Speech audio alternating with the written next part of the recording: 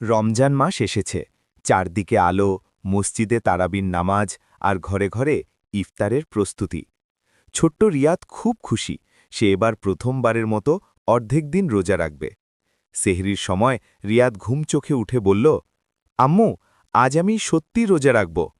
আম্মু হাসলেন, ঠিক আছে, কিন্তু কষ্ট হলে বলবে। সকালটা ভালোই গেল। রিয়াদ স্কুলে গেল, বন্ধুরা টিফিন খাচ্ছিল, তারও খুব খেতে ইচ্ছে করছিল। কিন্তু সে মনে মনে বলল, আমি পারব, আল্লাহ আমাকে শক্তি দেবেন।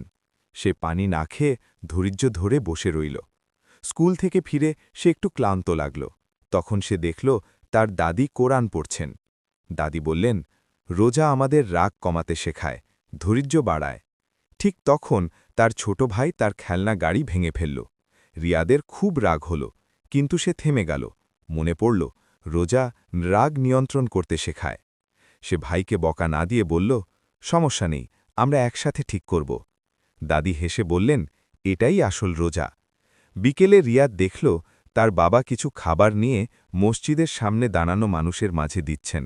রিয়াদও বাবার সাথে গিয়ে খাবার দিল। মাগরিবের আজান হল। রিয়াদ খেজুর আর পানি দিয়ে রোজা ভাঙল। তার মুখে হাসি, মনে শান্তি। সে বলল, আম্মু, আজ বুঝেছি, রোজা শুধু না খেয়ে থাকা না, এটা ভালো মানুষ হওয়ার ট্রেনিং। আম্মু তাকে জড়িয়ে ধরে বললেন, ঠিক তাই, রোজা আমাদের হৃদয়টা বড় করে দেয়। সেদিন রিয়াদ শিখল, রোজা আমাদের ধৈর্য, ক্ষমা আর ভালোবাসা শেখায়।